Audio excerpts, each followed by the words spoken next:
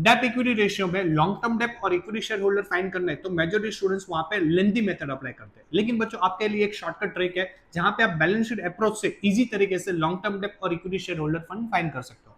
Question में अगर आपके पास ये इन्फॉर्मेशन है तो सबसे पहले बच्चों बैलेंस शीट बना दो। बैलेंस शीट में लाइबिलिटी में 4 आइटम्स लिख लीजिए, share holder fund, reserve surplus, non current liability और करंट लाइबिलिटी, और असेट में लिख दीजिए नॉन करंट असेट और नॉन करंट इन्वेस्टमेंट। अब बच्चों यहाँ पे देखो लॉन्ग टर्म बोरिंग और लॉन्ग टर्म प्रोविजन वो मेरा होता है नॉन करंट लाइबिलिटीज, यानी कि 2 + 1, तो यहाँ पे मैंने लिख लिया 3 लाख।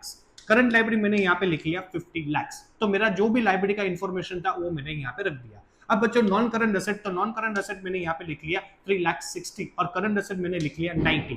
अब यहाँ पे असेट का टोटल करूं 360 + 90 तो ये 450 हो गया। Asset is equal to liability, तो लाइबिलिटी का भी टोटल कितना हो गया 4,50,000। इतनी चीज मेरे पास अवेलेबल थी, 350 में से 450 गए तो शेयर होल्डर फंड मेरा कितना आ गया 1 लाख। अब यहाँ पे चेक कीजिए बच्चों long term dep, long term dep का मतलब क्या होता है नॉन करंट लाइबिलिटी, जो मेरी आ गई 3 लाख। और इक्विटी शेयर होल्डर फंड मेरा मिसिंग फिगर में कितना आ गया था 1 लाख, तो मेरा रेशियो हो गया 3:1।